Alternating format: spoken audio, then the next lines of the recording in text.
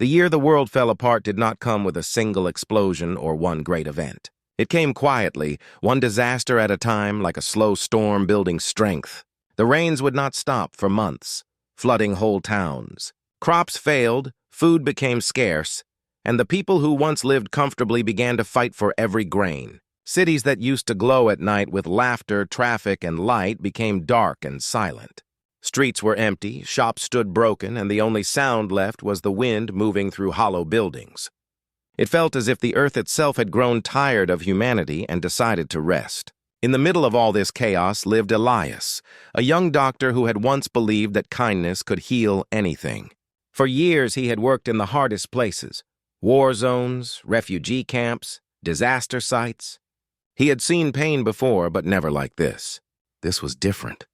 This time there were no borders, no safe places, and no one coming to help. Everywhere he looked, people were losing hope. The hospitals were gone, the power lines had failed, and medicine was running out. He tried to help where he could, treating wounds, comforting the sick, and sharing whatever food he had. But the crowd of suffering people only grew larger every day. It was like trying to hold back the ocean with his hands. At night he would sit near the window of an abandoned clinic, staring out at the dark city. Sometimes he could see small fires in the distance, families burning wood to stay warm or looters trying to find something to eat. The stars still shone above, cold and quiet, as if they were watching the world break apart. Elias used to believe that no matter how bad things became, people would always choose kindness in the end. But now he wasn't so sure. He had seen neighbors turn against each other for food. He had seen soldiers abandon their duty. He had seen mothers cry because they could no longer feed their children. It wasn't just the world falling apart outside. Something inside people was collapsing too. The abyss, Elias thought, wasn't only in the ground or in the sky. It was in their hearts. He could feel it pulling at him too, that emptiness that came when you started to believe nothing mattered anymore. Still, even in his exhaustion, a small part of him refused to give in. Some nights he would close his eyes and remember the sound of laughter, the feeling of sunlight on his face, or the touch of a grateful patient's hand. Those memories were small lights in the darkness, flickering but alive. And though he didn't know it yet, those lights would soon lead him toward something greater, a chance to prove that even when humanity was consumed by the abyss, it still had the power to rise from it. Months passed, and the world seemed to sink deeper into silence. The streets that once echoed with children's laughter and the sound of cars were now filled with nothing but the distant hum of the wind. Elias walked through those streets every day, his medical bag slung across his shoulder, hoping to find someone still holding on. But what he found instead was fear, thick, heavy fear that lived in every corner. People no longer greeted each other with warmth. They looked over their shoulders, suspicious and tired, clutching whatever they had left. Kindness had become something rare, like a forgotten language no one remembered how to speak. Elias used to work at a small hospital near the city center, a place that had once been full of noise and life. Now it was just a broken shell, its windows shattered, its rooms empty. The air inside still smelled faintly of medicine and smoke. He had tried to save it, to keep it open for those who needed help, but after the power failed and supplies ran out, there was nothing more to do. The day the hospital collapsed felt like losing a part of his soul. His closest friend, a fellow doctor who had worked beside him for years, didn't make it out that day. Elias remembered the sound, the crash, the dust, the quiet that followed. It was the kind of silence that never left you. He didn't talk about it. He couldn't. There were no words big enough for that kind of loss. Since then, he had wandered from place to place, helping whoever crossed his path. Sometimes it was a child with a fever, sometimes an old man who needed water. Each time he helped, he felt a little piece of hope, but each time he saw suffering, that hope dimmed again. He began to wonder if humanity was even meant to survive its own darkness. Maybe the world had reached a point where kindness no longer mattered, where people were too tired to care. These thoughts haunted him at night when the world outside was so quiet that he could hear his own heartbeat. But even in that silence, there was something, small, fragile, yet alive. A spark deep inside him refused to die. It came in the form of small memories. A mother thanking him for saving her child, a stranger sharing food with him, a smile from someone who had lost everything yet still found a reason to live. Those moments reminded him that not all light had gone out. Sometimes, when he sat alone beneath the dim glow of a broken street lamp, he would whisper to himself, "There's still something worth saving." The words gave him strength, even when everything else seemed hopeless. He didn't know where to go or what the future held, but one thing was clear. He wasn't ready to let the world end without a fight. Somewhere, somehow, he still believed that the human heart could rise again. The night was cold and silent, the kind of silence that made every footstep echo louder than it should. Elias moved carefully through the broken streets, his flashlight barely cutting through the thick fog that rolled between the ruins. He had been searching for supplies all day, water, medicine, anything that could help someone survive another week. The city felt lifeless, but Elias had learned that even in the quietest places, there were signs of life if you looked closely enough. A trail of footprints in the dust, a flicker of light behind a wall, or the faint smell of smoke from a hidden fire. That night, it was the sound of something small that stopped him, a faint rustle. At first, he thought it was just the wind moving through the collapsed buildings. But then he heard it again, a soft, shaky breath. Elias tightened his grip on his flashlight and followed the sound. It led him to the entrance of an old subway station, half buried under concrete and metal. The stairs were cracked and covered in debris, but the air below felt warmer, as if someone had been there recently. He took a deep breath and stepped down, his light bouncing across the walls covered in old posters and dust. "Hello?" he called out quietly, his voice echoing through the empty tunnel. For a moment, there was no answer. Then, from the darkness, came a small voice, a child's whisper. "Please don't hurt us." Elias froze. His heart skipped. He slowly lowered the flashlight so it wouldn't blind whoever was speaking. "It's okay," he said softly, his tone calm and gentle. "I'm not here to hurt anyone. I'm a doctor." The silence stretched again before more small shapes began to appear from the shadows. Children, 5 or 6 of them, wearing torn clothes and holding on to each other tightly. Their faces were thin, their eyes wide and full of fear. The oldest couldn't have been more than 12. Elias knelt down, lowering himself to their level. "You don't have to be afraid," he said. "I just want to help." One of the younger ones, a girl with tangled hair, pointed at his bag. "Do you have food?" she asked quietly. Elias opened his pack and took out the last 2 pieces of bread he had saved for himself. "Yes," he said, handing it over. They hesitated at first, then slowly reached out, dividing it among themselves carefully, like they had done this many times before. As they ate, Elias looked around the small area where they had been hiding. There were blankets made from old clothes, empty cans, and a small fire pit made of stones. These children had survived on their own, in the dark, with no one to protect them. It broke his heart. He asked where their parents were, but no one answered. The oldest boy simply looked away, his jaw tightening. That silence told Elias everything. Sitting with them, he realized that even though the world had fallen apart, these children still carried a small, fragile hope, the simple will to live. That spark inside them reminded him of something he had almost forgotten. The reason he became a doctor in the first place. To protect life, no matter how small, no matter how broken. As he watched the children share food and cling to one another, he felt something shift inside him. The abyss he had been staring into for months suddenly seemed a little less dark. In that forgotten subway station, surrounded by frightened yet living souls, Elias made a quiet promise to himself. He would not give up.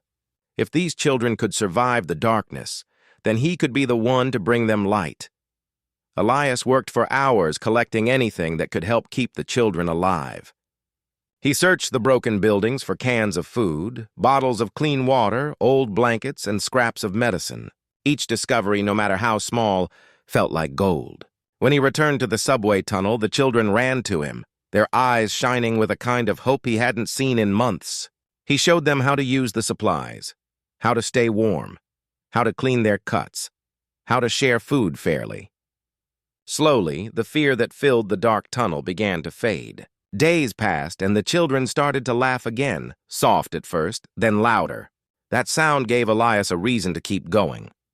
One morning, while looking for more supplies, he met an older man sitting near the ruins of what used to be a library. The man introduced himself as a teacher. His hair was white, his hands rough, but his eyes were kind. When Elias told him about the children, the teacher insisted on coming along. "They'll need to learn, even in a broken world," he said with a small smile. Together they returned to the tunnels, and soon the old teacher began reading stories to the children by candlelight. His calm voice filled the air, making the dark place feel alive again. Not long after, a quiet mechanic joined them. He had been living alone, fixing whatever he could find: radios, lamps, even pieces of old generators. When he saw the small community forming underground, he offered to help bring light to their world. Using wires and broken batteries, he built a small working lamp. When it flickered to life, the children cheered. For the first time in months, the tunnels weren't just a hiding place. They were a home. Then came a man who had once been a soldier. He looked tired, haunted, but when he saw the group, something softened in him. He didn't speak much at first, but he started helping with guard shifts and taught the older children how to stay safe. One night, as they all sat around a small fire, the soldier said quietly, "I thought I'd lost everything, but maybe we still have something worth fighting for." His words stayed with everyone. Together they built a small community among the ruins, a family made not by blood but by need and trust. The old tunnels echoed again, not with fear but with footsteps, laughter, and the sound of rebuilding. They grew food in old cans, used broken wood to make beds, and shared stories that reminded them they were still human. Elias often stood at the edge of the tunnel, listening to the children laugh. It wasn't perfect, not even close, but it was a beginning, a fragile spark of hope in a world that had forgotten what hope felt like. For the first time in many months, the silence of despair had been replaced by the sound of life. For weeks, peace lived quietly in the tunnels. The children smiled more often, and the small group of survivors worked side by side, rebuilding their tiny world. Every morning, Elias would wake to the sound of footsteps and laughter echoing off the concrete walls. It wasn't much, but it was life. He had begun to believe that maybe, just maybe, they had found a safe place to start again. But peace in a broken world was fragile, and soon the shadows found them. It started one cold evening when the wind outside howled louder than usual. The mechanic had gone out to look for scrap metal, and the soldier stood near the tunnel entrance, keeping watch. Then came the sound. Footsteps, heavy and uneven, moving fast. By the time the soldier called out a warning, a group of strangers appeared at the tunnel mouth. Their faces were hard, clothes dirty and torn, eyes sharp with hunger. They were raiders, people who had survived the fall by taking from others. Panic spread instantly. The children froze, clutching one another. The teacher's hand shook as he reached for the small lamp, trying to protect the little light they had. The soldier moved forward, tense and ready to defend them, but Elias stepped in front of him. "Wait," he said quietly, his voice calm despite the fear building in his chest. The leader of the group, a tall man with tired eyes, stepped forward. "We know you've got supplies down here," he said. "Hand them over and we'll go." The tunnel fell silent. The air was thick with fear. Elias could hear the children whimpering softly behind him. He looked at the raiders, really looked, and saw what he had once seen in the mirror: exhaustion, hunger, and hopelessness. They weren't monsters. They were people who had been swallowed by the same abyss. Slowly, Elias raised his hands and said, "You're right. We have food and medicine, and we'll share it with you." The soldier stared at him, shocked. "Elias, they'll take everything," he whispered. But Elias shook his head. "If we fight, we all lose," he replied softly. He turned back to the raiders. "You're welcome to join us. Eat, rest, and heal." The raiders hesitated. They weren't used to mercy. The leader narrowed his eyes, suspicious. "Why would you do that?" he asked. Elias looked around at the small faces watching him. "Because someone has to stop the cycle," he said simply. "We've all lost too much already." The tunnel stayed silent for a long moment. Then, to everyone's surprise, the leader nodded. He dropped his weapon, signaling the others to do the same. "We don't want trouble," he said quietly. "We just Didn't know there were still people like you left." That night, the raiders sat among them, eating the same food, drinking the same water. The children watched nervously at first, but soon curiosity replaced fear. The old teacher told a story, and laughter, soft and cautious, returned to the air. For the first time, violence had been replaced with understanding. The abyss that had taken so much from them seemed to pause, as if unsure what to do with this sudden act of kindness. Elias sat near the dim lamp, watching strangers and friends share a meal together. He realized something powerful that night. Darkness wasn't defeated by strength, but by compassion. It didn't happen through war, but through small moments of humanity. The abyss had tried to swallow them all, but for one evening it blinked. And in that blink, light found its way back in. The story of the tunnels spread faster than anyone expected. People passing through the city ruins whispered about a place where strangers shared food instead of fighting, where children laughed again, and where a doctor still helped anyone in need. At first, Elias didn't believe it when new faces began to appear near the tunnel entrance. Tired travelers, mothers with small children, old men holding bags of scraps. They had heard there was light underground, not just the kind made by lamps, but the kind made by people who still cared. Each time someone arrived, Elias greeted them with a simple smile and a bowl of soup. The teacher would ask about their stories, and the soldier would help them settle in. Soon, the small group began to grow.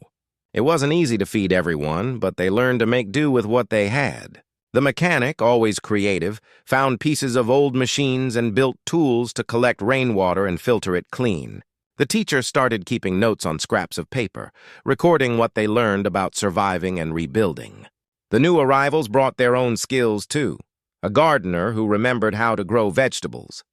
A nurse who knew how to treat infections with herbs. And a carpenter who began repairing old walls to make safer rooms for the children.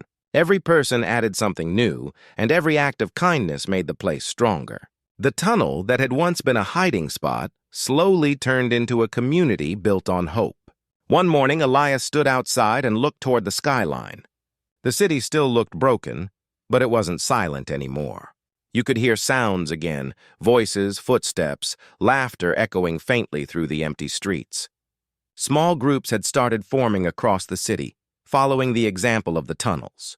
People began working together to clear debris, plant small gardens, and share water. The spark that had started deep underground had spread like a quiet fire, lighting hearts instead of destroying them. Even those who had once been raiders returned, not to take but to help. They brought supplies they had collected, and one of them even repaired a broken solar panel so the tunnels could have steady light again. The children painted old walls with colors they mixed from dirt and flowers. The teacher began calling it the New Dawn. Elias didn't like grand titles, but he couldn't deny the truth in it. Something new was beginning. At night, when the fires burned softly and the city above glowed faintly again, Elias would walk through the camp and watch people talk, laugh, and share food. For the first time, he didn't feel alone. Humanity, it seemed, hadn't disappeared. It had only been asleep, waiting for someone to remind it how to wake up. The world was still broken, but in that brokenness, something beautiful was growing. The city that had once fallen into silence was breathing again. The spark of compassion had become a flame, and humanity, little by little, was learning to care once more. Years passed, and the city that had once been nothing but dust and silence began to live again. The broken walls were patched with new bricks, and streets that had been empty for years now echoed with footsteps and laughter. Where fear once ruled, hope had taken root. It didn't happen overnight.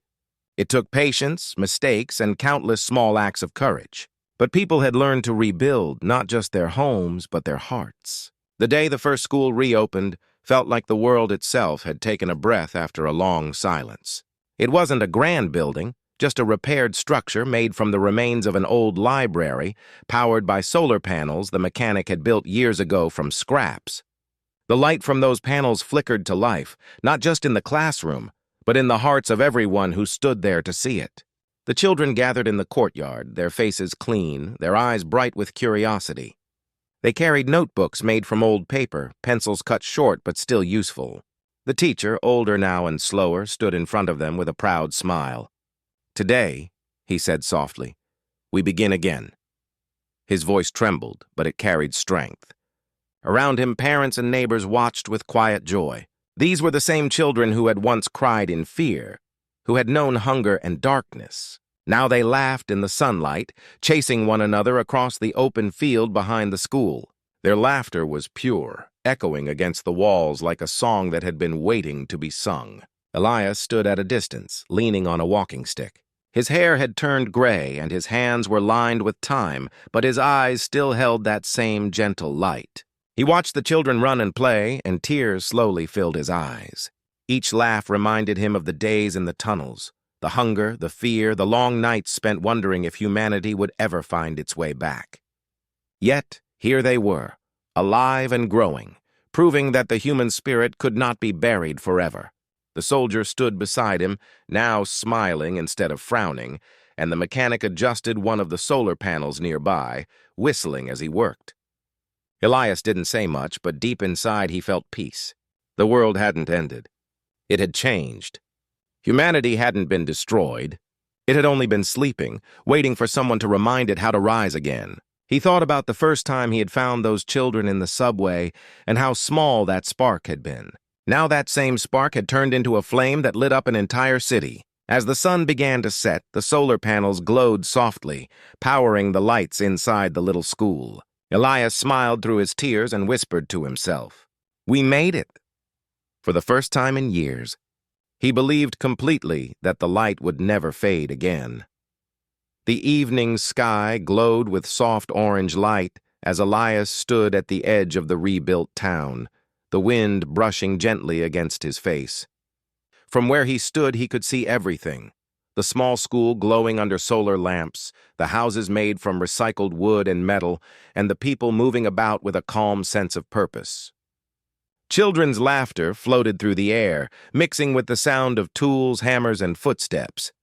It was a melody of life, a sound he once thought he would never hear again. For a long time, Elias simply watched in silence, letting the sight fill his heart. Then, almost without thinking, he whispered to himself, "The abyss tried to consume us, but we consumed it back."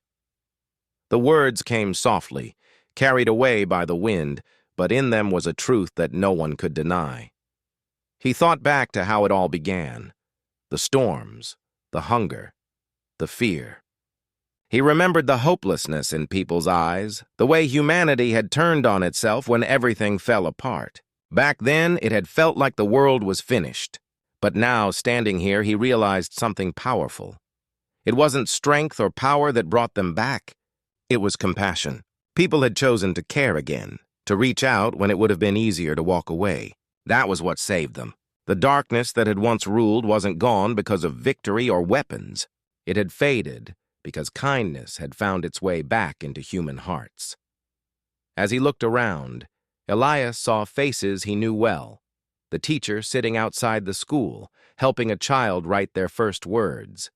The mechanic showing a group of teenagers how to build simple machines. And the soldier, who now trained others not for war but for protection and peace. Even the ones who had once been raiders were now part of the town, working hard and smiling freely. It amazed him how people could change when given a chance. The town wasn't perfect. There were still struggles, storms to survive, crops to grow, but now no one faced those challenges alone. Everyone stood together, sharing, helping, and rebuilding. As the sun dipped lower, Elias walked slowly through the town's narrow streets. He stopped near a wall painted with bright colors, a mural the children had made. It showed the story of their journey, the broken city, the tunnels, the rebuilding, and finally the sunrise. He touched the painting gently and smiled. He realized that this was what survival truly meant, not just living through the darkness, but learning from it. Humanity had fallen, yes, but in learning to rebuild, it had found its soul again. The world that had once felt cold now seemed full of warmth. Later that night, as lights flickered across the small town, Elias sat near the fire with the others. The stars above were brighter than he remembered, as if even the sky was healing. Someone handed him a cup of tea, and he took a slow sip, feeling the warmth spread through his chest. Around him, people talked, laughed, and shared stories of the past, not with pain, but with pride. They weren't just survivors anymore. They were builders of a new world. Elias looked into the flames and felt peace settle in his heart. The abyss had taken so much from them, but it had also given something back, a lesson in what it truly meant to be human.